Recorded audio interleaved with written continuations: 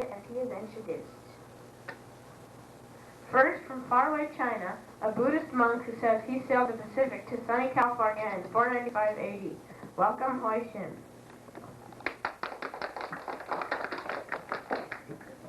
Next is an Irish monk who claims he traveled across the Atlantic in 560 AD in a small boat made of animal skin. No, it's just Tyler who bowed. Welcome, Brendan the Bold. And now I introduce two stalwart sons of Scandinavia. The first is a Norse merchant who says he stumbled upon America in 986 AD after being blown off course 2,000 miles. Meet Barney Hurlum.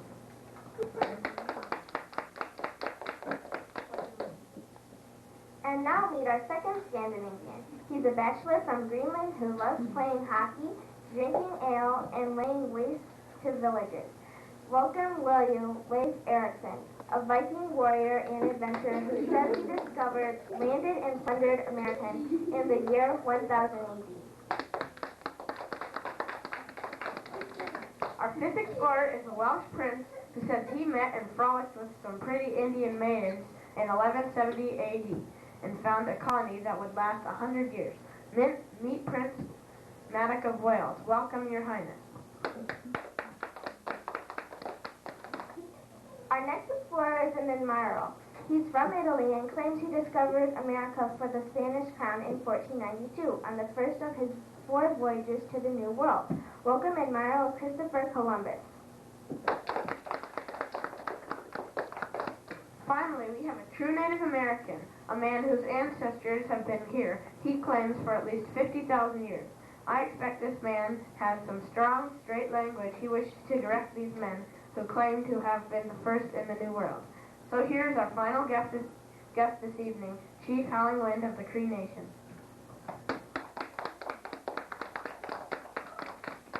And now that we have everyone seated, let's explain how the show will take place. I ask questions of each guest, hoping for straightforward, direct answers. Each explorer will try to convince our audience that he is the true discoverer of America. Everyone in the studio will fill out a studio audience form, and when the show is over, all members of the audience will vote with their bodies by moving to stand by the person they consider the true discoverer. Let's begin our questions with Hui Shin. Honorable one from the Instructable Orient, we welcome you today. Tell us why you left such a great Chinese civilization to cross a great ocean to come a savage place. To spread Buddhism. Please give us your details of your voyage. I went to Houston, which is now recent California, and wrote a diary of everything seen and the way of life. Sounds like you stayed overnight a few times. Just how long were you gone? 43 years. Did you take any notes while you were away? If so, how do we know that these notes are actually accurate? Because they found 2 anchors off the California coast. Tell us about your book. No, that's not right. Because the fusang tree, which they found very useful, is the American aloe plant, which is only found in America. Tell us about your boat. We lost Earth. It was a large, tiny junk. Of the people you visited, are there any traces that might prove you were actually there? Yes, we lost 2 anchors, and I wrote a diary.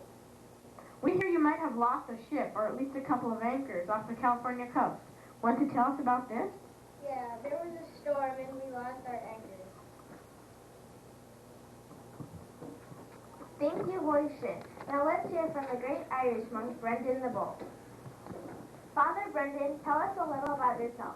Why do people call you the Bold? I'm a brave Irish monk. I claim I made 2 adventures across to the New World. They call me the Bold because I used 2 small ships and crews in my voyage. Why did you decide to embark on this incredible journey? What were you looking for? I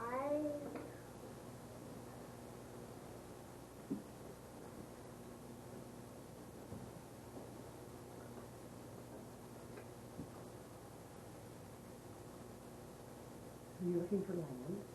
I was looking for land.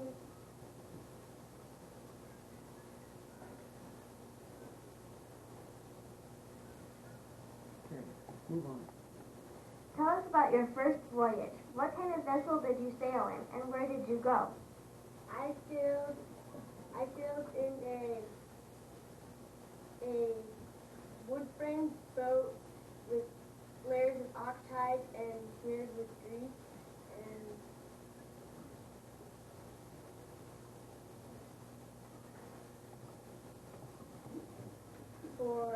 I sailed the Iceland, Greenland, and finally back home to Ireland. How was your next voyage even more ambitious? I had a bigger ship and more crew and supplies, and we sailed a lot farther south before returning home.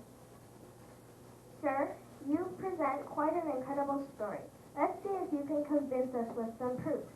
How can the Irish adventurous scholar Tim Servan help substantiate your story? Tim Servan,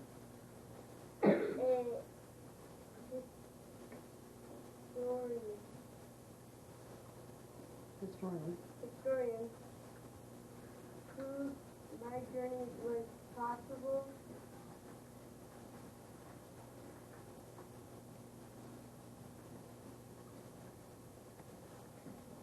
Many versions and in many languages. How do we know what to believe? Dr. George Little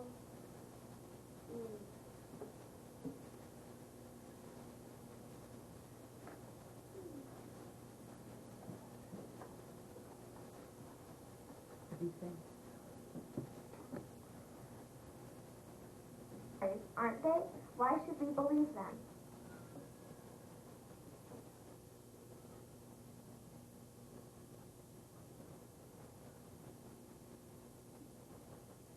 The Irish stories. Why should we believe those stories? On any maps or globes? Yes, they appeared on many globes and maps. Thank you, Father Brendan, for sharing your exploits with us today. And now, ladies and gentlemen, we are pleased to present you with the first of our two Scandinavian explorers. Welcome to the Norseman, Barney Haraldson. Welcome, Barney. Tell us about your life as a Norse trader before you became a discoverer of America. I owned a North trading vessel and I carried goods to Greenland and Iceland. Is it really true that you discovered America while trying to find your father? Yes, I warned my crew that it was going to be a fierce storm coming when we were going to go to Greenland, and there was this big fog storm, and then we got off track, and then we went west and we saw land. Please tell us about your voyage, what you saw and what you experienced. There was a big storm, and I saw on the island I saw trees and cliffs and mountains. Wow, what a voyage. Well, let's see those dirty boots from the new land you explored. You did land, didn't you? No, I did not land. I was still trying to find my father. What is the difference between a Norse trader and a Viking? Vikings like to steal stuff, and North trader and sell. We understand, but didn't you take a little criticism from the Vikings for not landing? I'm not really a Viking. I am a Norse trader. Other than your own personal account of your voyage, is there any other record? Yes, I told Leif Erikson, and he told other people.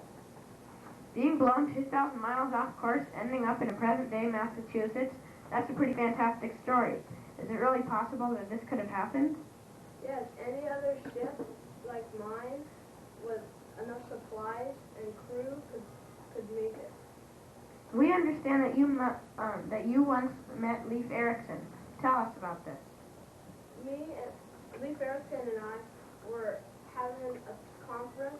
He wanted to know where I was how was I west, north, east, or south, or if I just curved around and saw Europe.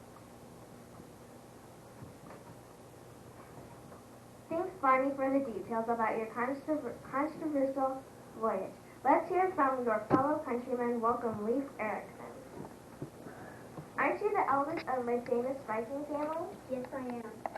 What made you decide to explore the New World, and how does Barney Harrelson enter into the picture? I felt Viking blood inside of me, and I decided to get away from home. I met Barney, and bought his boat, and bought 35 of his men. Tell us about your voyage. Did you explore the land like a true Viking? Yes, I did. What did you call the new land? Finland. Did your discovery lead to colonization? Yes. Did you personally colonize Finland? No, I did not. Is there a written account of your voyage? Yes, there is. Have archaeologists found an evidence of Viking colonies in the New World? No, they have not been found. Is there any other physical evidence that Vikings were in America during this time? Yes, there is. Mooring holes were found along the river. What can you tell us about the Finland map? The Vinland map was dated by a Swiss monk Prior and Columbus's 1492 AD date. Our thanks to the great Viking Leif Erikson. Now let's hear some authentic royalty. Ladies and gentlemen, Prince Madoc of Wales. Why did you leave your homeland? Because my brothers were having a bloody civil war, and when my father died, because they wanted to be king, I didn't have to do anything to do with it. Tell us about your voyage. Where did you travel and where did you land? I sailed down out on the Atlantic Ocean and went up the Mississippi River, which we call today, and then the Ohio River. Was it a pretty good-sized expedition? How many ships? Yes, we had a landing of 10 ships. So, you finally landed and settled. How successful was your colony? Exactly where was it? Very successful. We landed in Louisville, Kentucky, and we settled there for 100 years, and the people on my voyage married Indians and were known as half-breeds. How did your colony get wiped out? They got wiped out by the Indians. How did the Mandan Indians figure out your story? Figure into, sorry. Well, as I said, they married Indians and became known as half-breeds. And then the half-breeds went over to an island, and they were found, and then were known as the Mandan Indians. Aha! So you have some real tangible proof. The Mandan Indian. Show us one, and we might be convinced. Bring out the blue-eyed savage.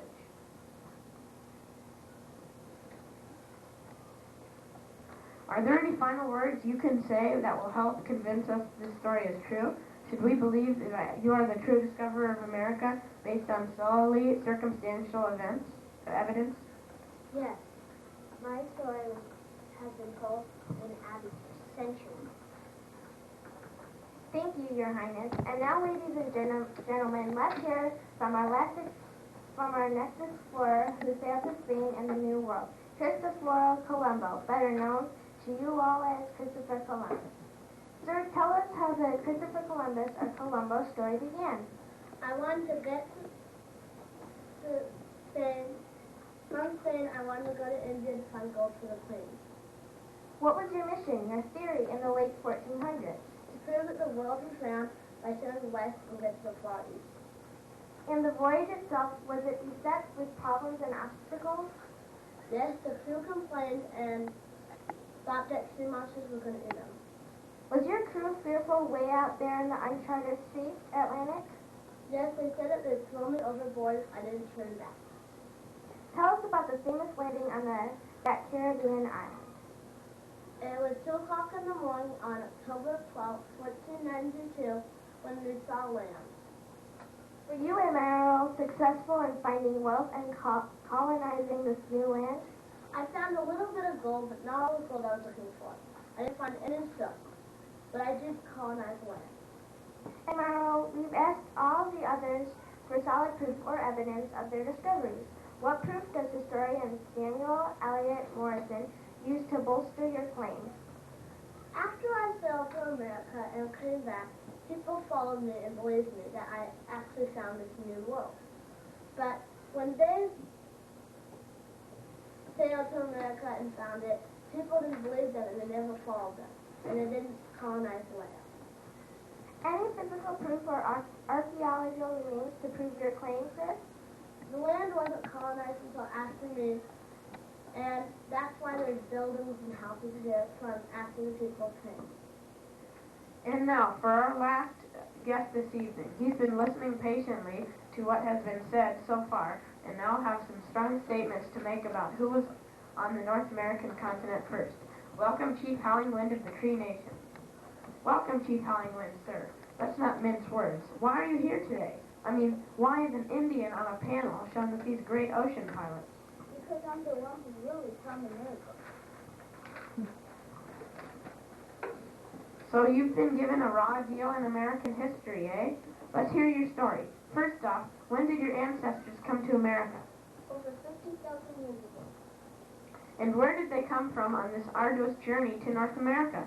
Explain the route they took.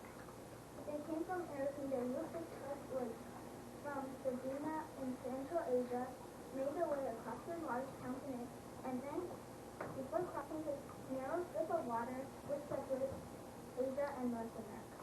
How come, Chief, you Native Americans have been given so little recognition as discoverers of America on a level with the claims of Barney, Leif, or Columbus? I didn't have any recognition because I lived in America all my life. Okay, so Indians didn't write history. Do you have any other reasons to present to us? Yes, my ancestors came here before all of you guys. So briefly, what is your case against the other men on this panel? Because they made us work like slaves.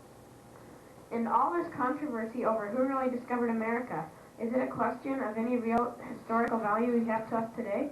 Yes. Thank you, Chief Howling Wind. And there we have it, ladies and gentlemen. 6th grade explorers and 1 Native American critic. Let's have a warm hand of applause for all our speakers today. Now examining a studio audience form. We will be polling the audience soon to see how you will vote.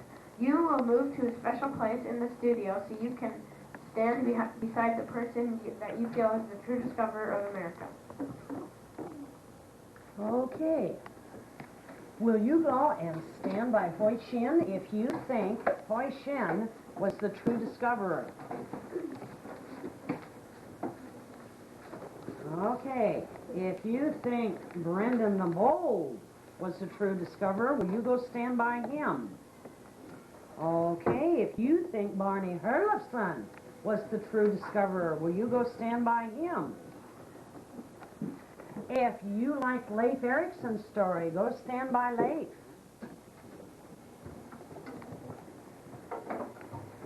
If you like Prince Madoc of Wales and his proof, will you go stand by Prince Madoc?